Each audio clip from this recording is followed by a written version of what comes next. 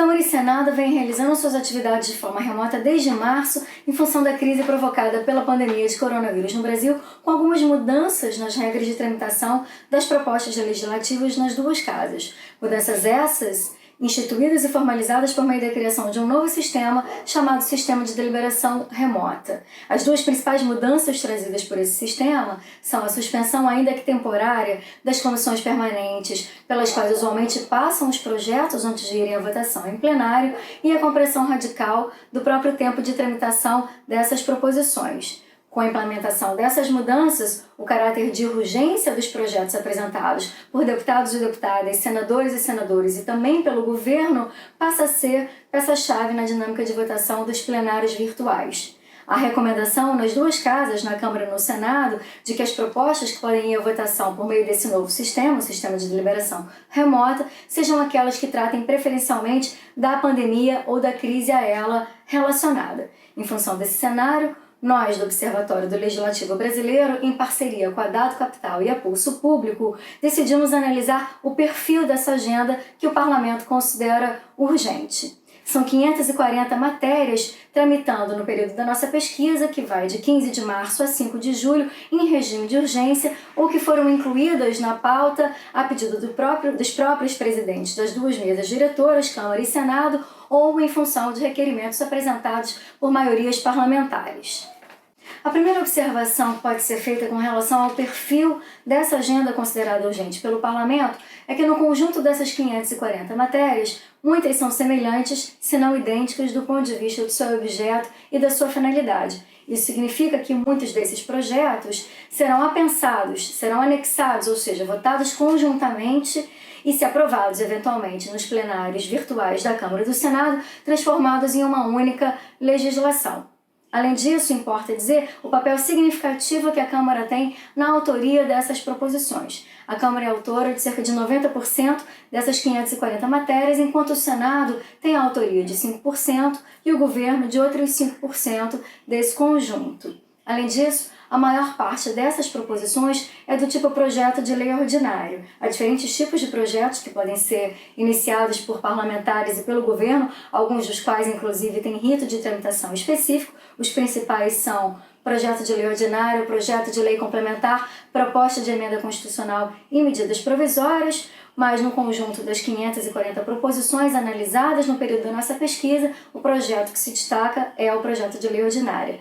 No entanto, no que diz respeito à autoria do governo, as medidas provisórias são majoritárias. Importante lembrar aqui que as medidas provisórias têm efeito e eficácia legais imediatamente após a sua edição. Isso significa que, se por um lado o governo pretende conferir certa agilidade à adoção de medidas de enfrentamento à crise, por outro, há uma imposição de um custo altíssimo de rejeição de uma matéria já existente ao próprio Congresso Nacional, no momento, inclusive, em que há uma redução da taxa de apoio do governo nas duas casas legislativas. Se você quiser saber um pouco mais sobre a taxa de apoio ao governo e sobre o conflito nessas duas casas, dá uma olhada no nosso boletim que trata sobre esse assunto e está disponível no nosso site do Observatório do Legislativo Brasileiro e do Congresso Remoto.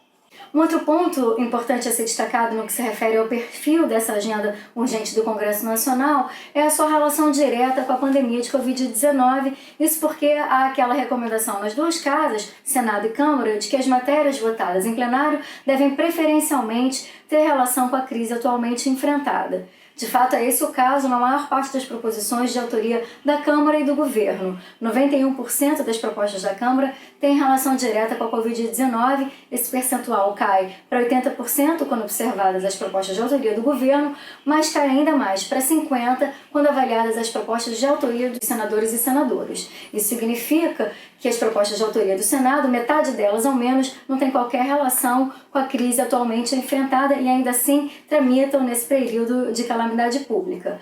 O mês de abril, que é subsequente inclusive ao estabelecimento desse estado, dessa situação de calamidade pública brasileira, foi aquele que concentrou os maiores esforços dos parlamentares na apresentação de novas proposições.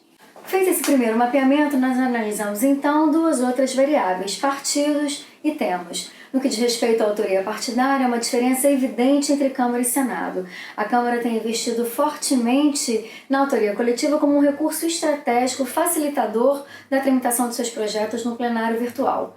Isso porque, pelas regras do sistema de deliberação remota da Casa, um projeto só pode ser votado em plenário se incluído na pauta pelo próprio presidente, o deputado Rodrigo Maia, ou se apoiado por cerca de 2/3 dos parlamentares. Então, na Câmara, os projetos, 30% dos projetos são assinados por mais de um parlamentar.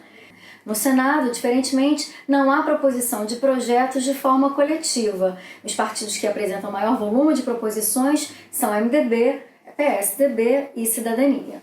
Por fim, nós buscamos identificar os temas mais proeminentes dessas 540 matérias que orientaram o nosso estudo. Na Câmara, os temas mais importantes são saúde, direitos humanos e trabalho e renda. É importante ressaltar que o nosso sistema classificatório, que é diferente do da Câmara, utilizou para alguns desses temas, especialmente para o tema direitos humanos, uma classificação pré-existente usada pela RAC, Rede de Advocacy Colaborativa, que é uma parceira importante desse nosso projeto de acompanhamento do Congresso Remoto.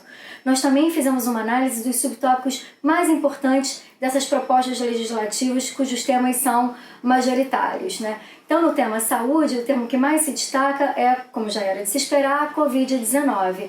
No tema direitos humanos, destacam-se os subtópicos ensino básico e auxílio emergencial. No tema trabalho e renda, há um volume grande de proposições que busca atenção específica aos profissionais de saúde. Esse é o tema mais frequente, profissionais de saúde que estão na linha de frente no árduo trabalho de combate à Covid-19 no Brasil. Educação superior e habitação também são temas sobre os quais os deputados e deputadas federais buscam legislar nesse período de pandemia. Em educação, o destaque é o financiamento estudantil, o FIES. Em habitação, há uma preocupação majoritária com a proibição de ações de despejo durante esse período de crise. No Senado, os temas também majoritários são saúde e direitos humanos, mas parece haver na Casa uma preocupação também com propostas relativas à administração pública, desenvolvimento econômico e transparência e integridade de informações.